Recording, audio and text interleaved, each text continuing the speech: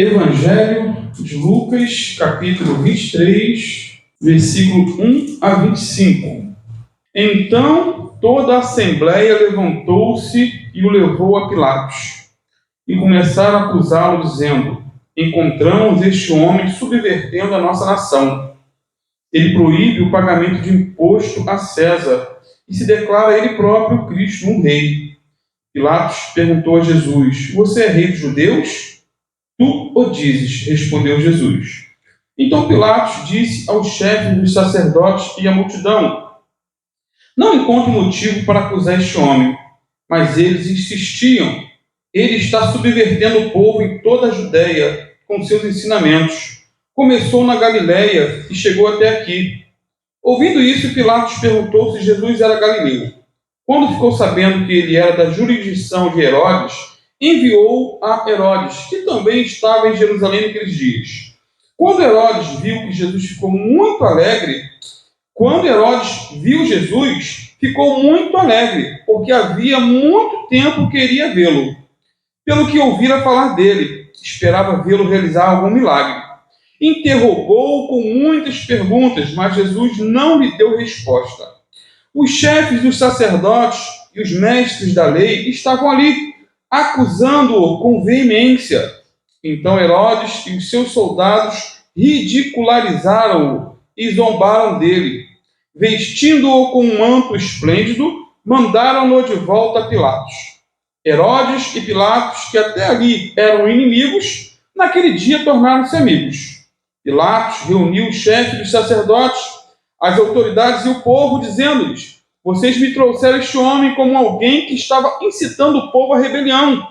Eu o examinei na presença de vocês e não achei nenhuma base para as acusações que fazem contra ele. Nem Herodes, pois ele o mandou de volta para nós. Como podem ver, ele nada fez que mereça a morte. Portanto, eu o castigarei e depois o soltarei. Ele era obrigado a soltar-lhes um preso durante a festa. A uma só voz eles gritaram: acaba com ele! Solta-nos Barrabás! Barrabás havia sido lançado na prisão por causa de uma insurreição na cidade e por assassinato.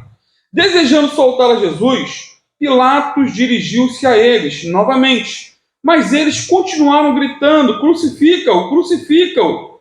Pela terceira vez ele lhes falou: por quê? Que crime este homem cometeu? Não encontrei nele nada digno de morte. Vou mandar castigá-lo e depois o soltarei. Eles, porém, pediram insistentemente com fortes gritos que ele fosse crucificado, e a gritaria prevaleceu. Então Pilatos decidiu fazer a vontade deles. Libertou o homem que havia sido lançado na prisão por insurreição e assassinato, aquele que eles haviam pedido, e entregou Jesus à vontade deles. Amém, queridos? Irmãos, podem sentar-se, fiquem à vontade, em nome de Jesus. Amados, 4 personagens se destacam no texto que acabamos de ler. 4. Pilatos, Herodes, Barrabás e Jesus. Cada um aqui está exercendo um papel fundamental. Pilatos, como já vimos na leitura, está julgando Jesus de maneira bem minuciosa, o questionando, o interrogando. Herodes está escarnecendo e zombando de Jesus. Barrabás, o assassino e amotinador, está prestes a morrer na cruz. Já estava com a sentença lavrada. Ele era réu de morte. E por fim temos Jesus, que está sendo julgado por Herodes. Jesus está sendo ridicularizado está sendo julgado por Pilatos, ridicularizado por Herodes, caluniado e difamado pelos sacerdotes, abandonado por toda a multidão e pronto para morrer no lugar de Barrabás. Esse então é o cenário montado. Pilatos quer libertar Jesus. Herodes quer ver um sinal. Já havia ouvido falar de Jesus muitas vezes. que Jesus fazia milagres e maravilhas e quer ver um sinal. E Jesus não dá resposta nenhuma para ele. Silêncio total. Os sacerdotes querem ver sangue. Estão com sangue nos olhos. Querem a morte de Jesus. E a multidão está pedindo a morte do Senhor também. E depois de uma investigação aqui detalhada, o texto mostra que Pilatos chega à conclusão de que Jesus é inocente. Jesus é inocente, e isso ele declara por 3 vezes. Por exemplo, no versículo 4, então Pilatos disse ao chefe dos sacerdotes e à multidão: não encontro motivo para acusar este homem. Ele é inocente. No versículo 14, ele responde aos sacerdotes também: vocês me trouxeram este homem como alguém que estava incitando o povo à rebelião. Eu o examinei na presença de vocês e não achei nenhuma base para as acusações que vocês fazem contra ele.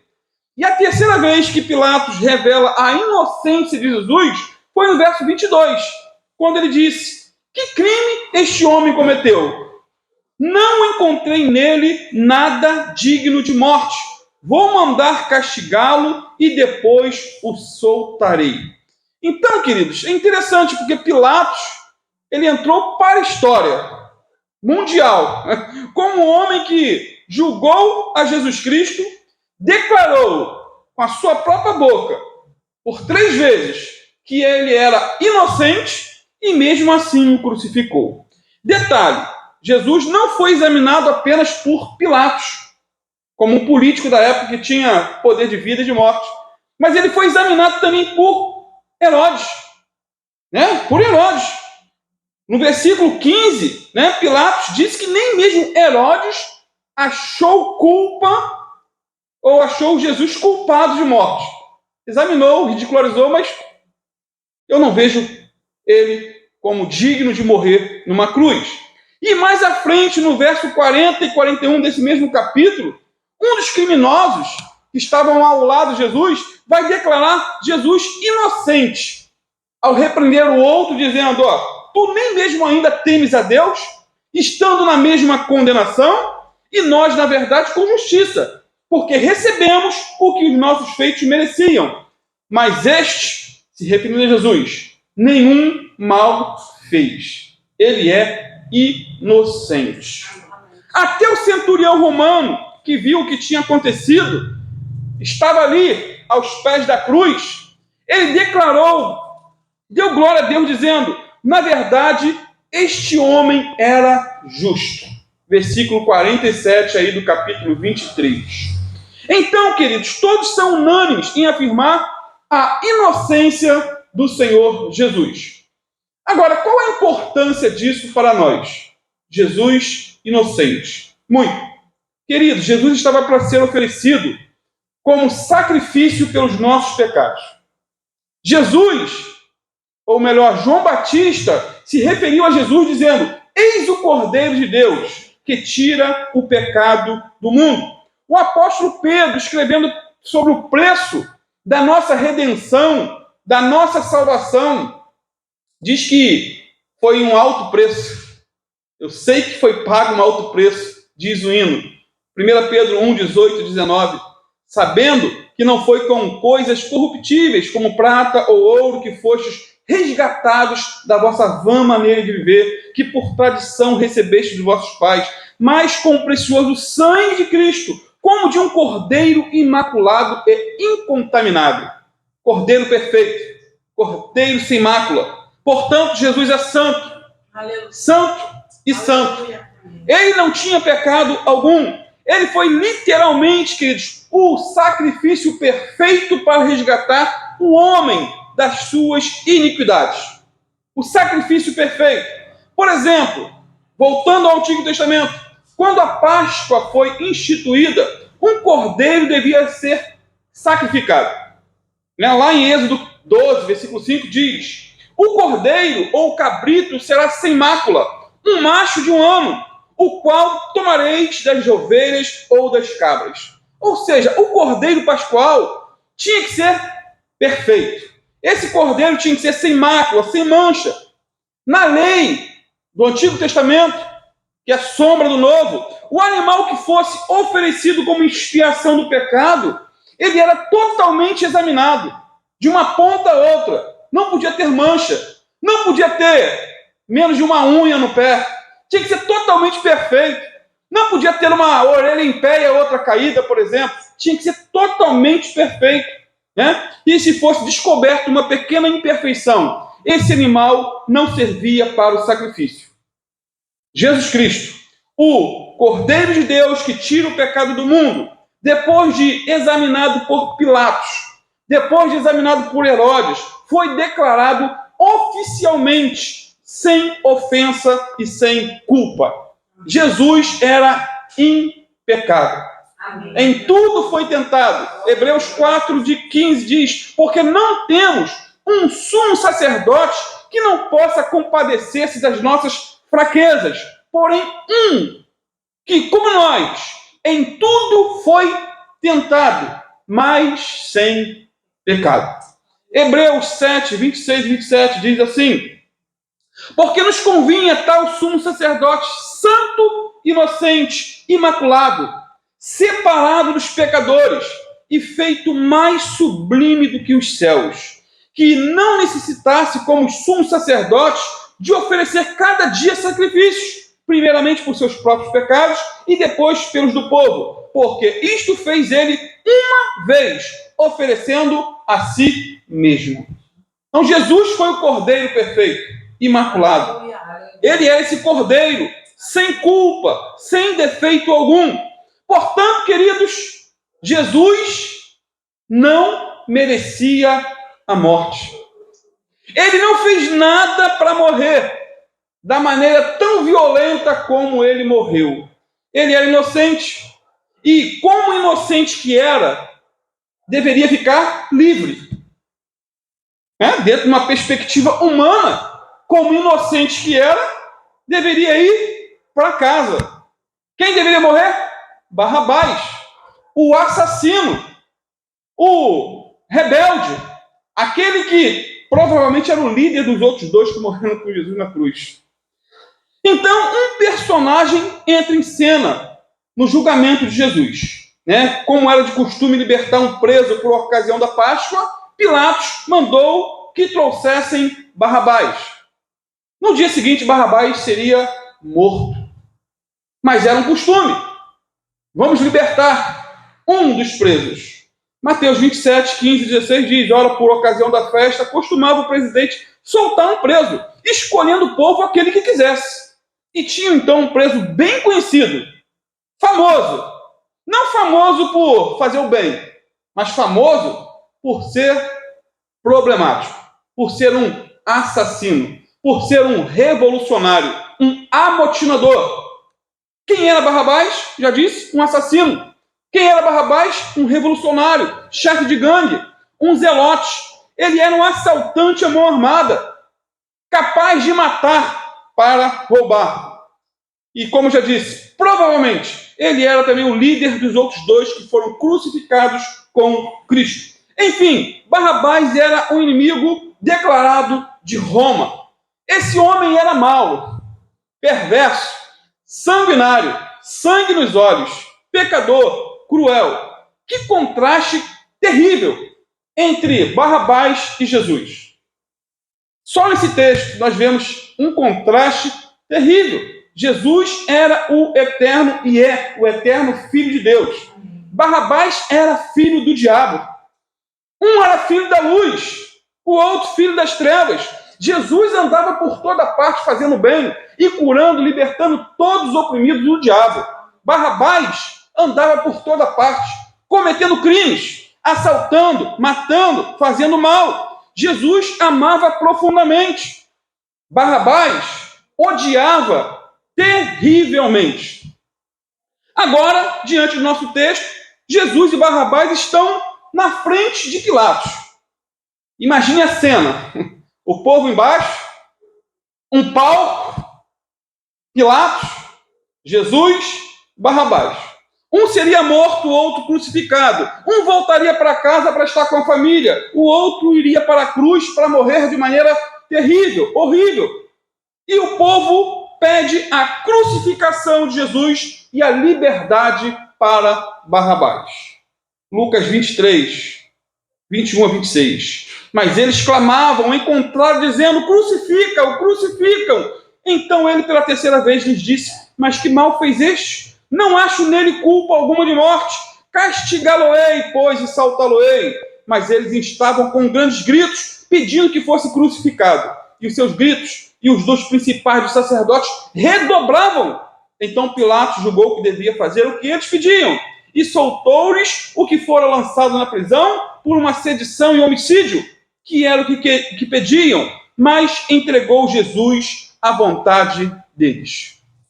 Amados, esse relato ele é profundo e revela tipologicamente o amor de Jesus por cada um de nós. Amém? Tipologicamente revela o amor de Jesus a cada um de nós. Barrabás é o tipo do homem sem Cristo. Barrabás é o tipo do homem que vive uma vida de pecado e rebeldia contra Deus. Barrabás é o símbolo do ser humano que, de modo geral, já nasce condenado à perdição por causa dos seus pecados. O salmista Davi foi bem claro quando disse no Salmo 51:5: eu nasci na iniquidade, e em pecado me concebeu minha mãe. Em pecado. Se referindo a um homem, Isaías disse o seguinte, Isaías 1:6: desde a planta do pé até a cabeça, não há nele coisa sã, senão feridas e inchaços, e chagas podres, não espremidas, nem ligadas, nem amolecidas com óleo. Então, um homem sem Cristo é tão pecador quanto Barrabás. Tão pecador quanto Barrabás. Ele pode até não cometer os mesmos pecados que ele, mas de uma maneira ou de outra, não há um justo sequer sobre a face da terra. O retrato que o apóstolo Paulo pinta da humanidade de modo geral é terrível. Ele diz lá em Romanos 3, versículo 10 a 18, o seguinte: como está escrito, não há um justo, nenhum sequer. Não há ninguém que entenda, não há ninguém que busque a Deus. Todos se extraviaram e juntamente se fizeram inúteis. Não há quem faça o bem, não há nem um só. A sua garganta é um sepulcro aberto. Com as suas línguas tratam enganosamente. Peçonha de áspide está debaixo dos seus lábios. Preguei hoje de manhã sobre os pecados da língua. Cuja boca está cheia de maldição e amargura. Os seus pés são ligeiros para derramar sangue. Em seus caminhos há destruição e miséria. E não conheceram o caminho da paz. Não há temor de Deus diante dos seus olhos. Então a figura que está aqui é a figura do ser humano, afastado da graça e do favor de Deus. Agora, sabe qual o principal, o maior problema do ser humano, pode-se dizer, é se comparar com o pior. A pessoa olha, por exemplo, a biografia de Barrabás e diz: graças a Deus que eu não sou como ele. Eu não sou como Barrabás. Barrabás era um assassino. Ele era um amotinador. Ele era um problemático. Ele era um lunático, um doido varrido. A pessoa olha para um viciado em drogas e se gaba, dizendo: eu não fumo nem cigarro. Olha para uma prostituta e se considera mais pura, mais santa, mais aceitável aos olhos de Deus. Porém, queridos, comparar-se com o pior, pode-se dizer, é covardia. Né? É covardia. Por exemplo, tem gente que quando sabe de um amigo do trabalho que está traindo a esposa, diz para si mesmo: não, eu não sofro desse mal. Eu sou fiel. Pode ser fiel numa área, mas infiel em outras. E, no fim das contas, adultério não é só a prática, é o olhar, é o cobiçar. Jesus disse que se olharmos para uma mulher com intenção impura, já cometemos adultério. Aí, estreita, né? Lá em Mateus 5, 27 a 30, ouviste que foi dito aos antigos: não cometerás adultério. Eu, porém, vos digo que qualquer que atentar numa mulher para a cobiçar, já em seu coração cometeu adultério com ela. Então, às vezes, a pessoa também conhece um assassino frio, sanguinário, e diz para si mesmo: graças a Deus que eu nunca matei ninguém. Que bom! Mas só Jesus e só Deus sabe, Jesus é Deus, o que vai lá no coração. No sentido de que o ódio, na Bíblia, é comparado também ao assassinato. É claro que você não vai ser julgado ao mesmo nível de um assassinato, literalmente, na lei do homem, mas na lei de Deus, sim. Mateus 5, 21 e 22. Ouviste que foi dito aos antigos: não matarás, mas qualquer que matar será réu de juízo. Eu, porém, vos digo que qualquer que, sem motivo, se encolerizar contra seu irmão, será réu de juízo. E qualquer que disser a seu irmão raca, será réu do sinédrio. E qualquer que lhe disser louco, será réu do fogo do inferno. Que palavra dura e confrontadora, dita por nosso Senhor. O apóstolo João também completa dizendo, em 1 João 3,15, que qualquer que odeia a seu irmão, o pai, ou mãe, ou sogro, ou sogra, odeia é homicida. E vós sabeis que nenhum homicida tem a vida eterna permanecendo nele. Então, queridos, se comparar com o pior, é covardia. Né? Perante Deus, todos são pecadores perdidos, precisando de salvação. Todos estão mortos em delitos e pecados, necessitando de uma ressurreição espiritual. Uma necessidade. Né? Eu posso ilustrar esses fatos com os 3 casos de ressurreição nos evangelhos. Lembram? 3 casos registrados nos evangelhos. A filha de Jairo, o filho da viúva de Naim e Lázaro. Né? A filha de Jairo tinha 12 anos quando morreu. O filho da viúva era um jovem, não sabemos a idade, mas talvez no final da adolescência, talvez com seus 20 anos, não sabemos. Em relação a Lázaro, temos a impressão de que ele era um homem mais velho, mas também morreu. Tanto uma criança de 12, como um jovem de 20, como um homem como Lázaro, talvez 30 ou 40 anos, morreram. Essas 3 pessoas nos ensinam algo interessante, profundo. Sabe o quê? É que a morte não respeita a idade, e sendo a morte uma figura do pecado, essas 3 pessoas nos ensinam que o pecado matou toda a raça humana. Até porque as crianças pecam, os jovens pecam e os adultos pecam, pois todos pecaram e destituídos estão da glória de Deus. Precisando de uma ressurreição espiritual, de uma entrega total nas mãos do Senhor. O homem sem Cristo está perdido, sem vida, está sem esperança. Assim era a situação de Barrabás, um homem perdido. Ele estava perdido com um dos pés no inferno, por assim dizer. Ele seria morto, sem salvação. Estava morto em delitos e pecados, estava morrendo assim como viveu, longe de Deus, longe de Cristo, longe de salvação. Mas Jesus entrou em cena, Jesus trocou de lugar com ele, Jesus assumiu a cruz que era de Barrabás, Jesus tomou o lugar de Barrabás, Jesus substituiu Barrabás naquela rude cruz.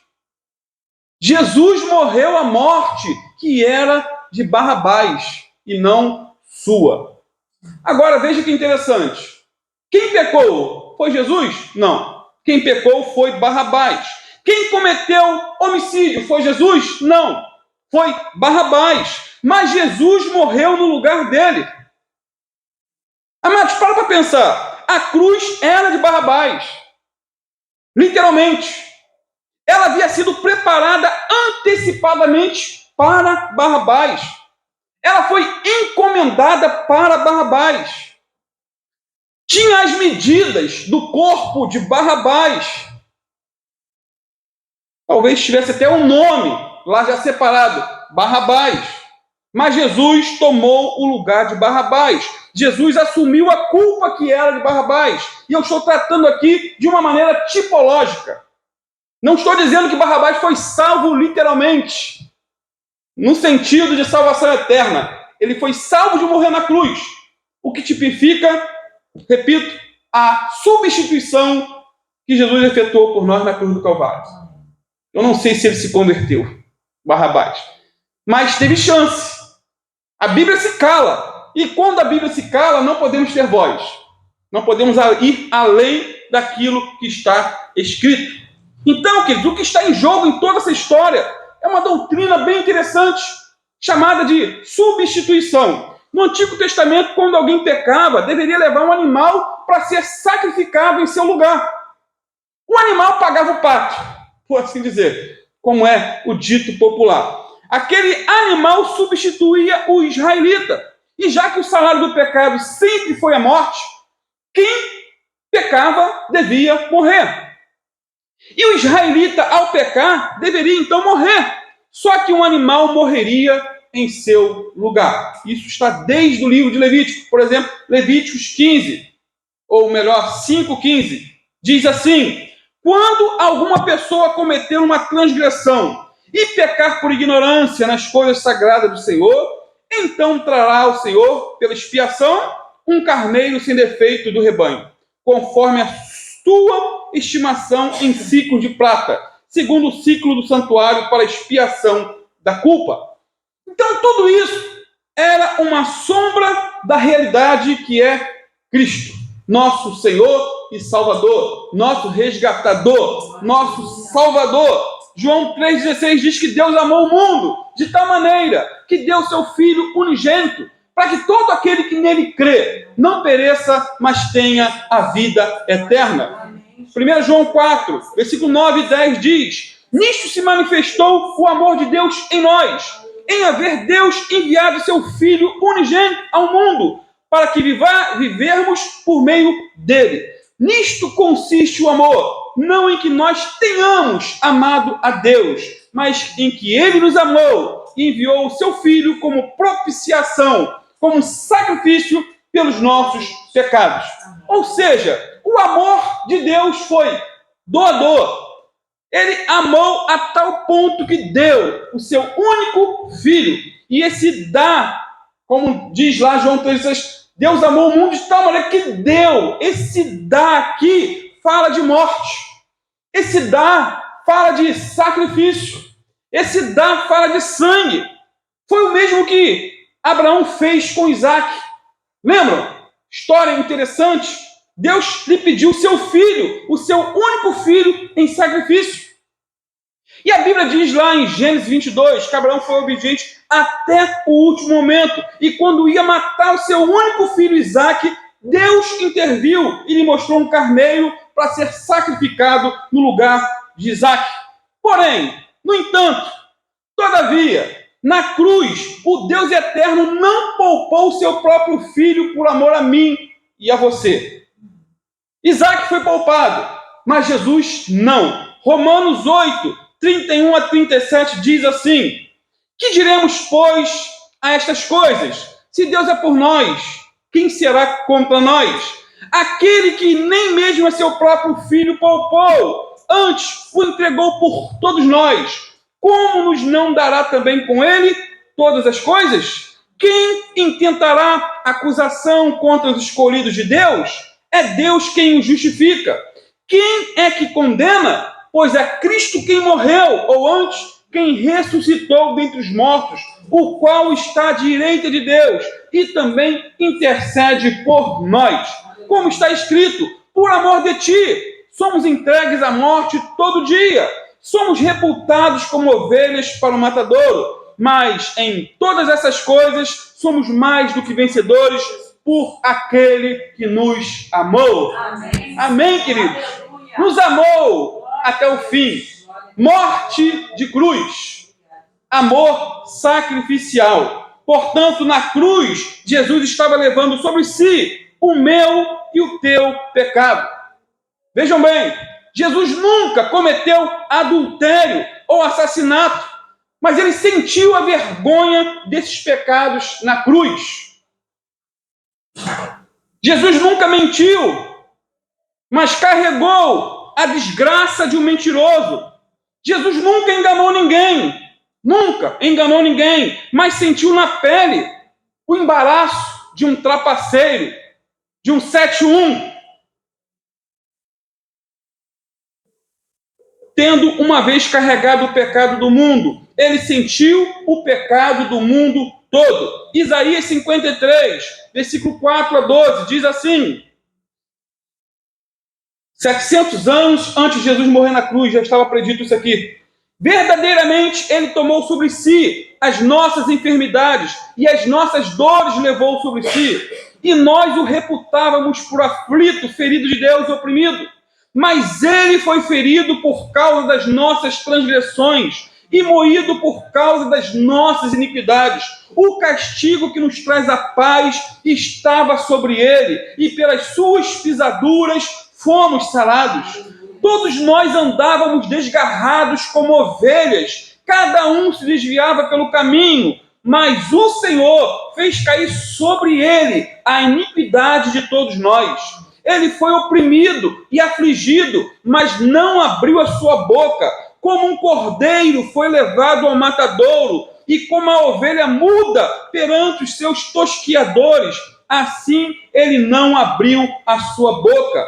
Todavia, ao Senhor agradou moê-lo, fazendo-o enfermar. Quando a sua alma se puser por expiação do pecado, verá a sua posteridade, prolongará os seus dias, e o bom prazer do Senhor prosperará na sua mão. Ele verá o fruto do trabalho da sua alma e ficará satisfeito. Com o seu conhecimento, meu servo justo justificará a muitos, porque as iniquidades deles levará sobre si. Por isso lhe darei a parte de muitos, e com os poderosos repartirá o despojo, porquanto derramou a sua alma na morte, e foi contado com os transgressores. Mas ele levou sobre si o pecado de muitos, e intercedeu pelos transgressores. Que texto! Falando da substituição, do que Jesus veio fazer por mim e por você. Na cruz, Jesus estava levando a maldição que era minha, que era tua. Lá em Gálatas 3,13 diz que Cristo nos resgatou da maldição da lei, fazendo-se maldição por nós, porque está escrito: maldito todo aquele que for pendurado no madeiro. A maldição, ela foi transferida de nós para ele. Ele a colocou voluntariamente sobre si, a fim de nos libertar dela. E essa transferência da maldição explica o horrível grito de abandono e de solidão que Jesus deu na cruz. Deus meu, por que me desamparaste? Temporariamente, por instantes, Jesus foi abandonado pelo Pai, porque sobre ele estava sendo colocado as nossas iniquidades, os nossos pecados. Amado, Jesus Cristo, como Filho de Deus, ofereceu um sacrifício de valor eterno e infinito. Seu sangue foi divino, seu amor imensurável, seu perdão infinito. E quando ele assumiu a natureza humana, ele se identificou plenamente com cada um de nós, podendo assim sofrer o castigo em nosso lugar. Lá em 2 Coríntios 5:21 diz assim: aquele que não conheceu o pecado, não conheceu, foi julgado, foi examinado por Herodes, por Pilato, não conheceu o pecado, o fez pecado por nós, para que nele fôssemos feitos justiça de Deus. E 1 Pedro 2:21-25 tem um texto sublime que diz: porque para isto sois chamados, pois também Cristo padeceu por nós, deixando-nos o exemplo para que sigais as suas pisadas, o qual não cometeu pecado, nem na sua boca se achou engano, o qual, quando o injuriavam, não injuriava, e quando padecia, não ameaçava, mas entregava-se àquele que julga justamente, levando ele mesmo em seu corpo os nossos pecados sobre o madeiro, para que, mortos para os pecados, pudéssemos viver para a justiça, e pelas suas feridas fostes sarados, porque erais como ovelhas desgarradas, mas agora tendes voltado ao pastor e bispo das vossas almas. Que bênção, queridos! Tudo isso Jesus fez por amor à tua alma, por amor a mim. por amor a você. Jesus morreu na cruz, no lugar do pecador perdido. Ele morreu na cruz, por amor a você e por amor a mim. Portanto, se somos verdadeiramente crentes, devemos descansar no confortável pensamento de que Cristo realmente se tornou o nosso substituto e foi castigado em nosso lugar. Qual a parte que te cabe? Crer nessa verdade, descansar nessa verdade, confiar em Jesus como seu único e suficiente, eterno Senhor e Salvador para sempre. Amém e amém e amém. Vamos ficar de pé e vamos orar. Crendo nele, o culpado se torna livre. Barrabás não creu em Jesus. Não creu. Ele foi poupado da morte física. A história não mostra uma crença para a salvação. A tipologia perfeita para nós.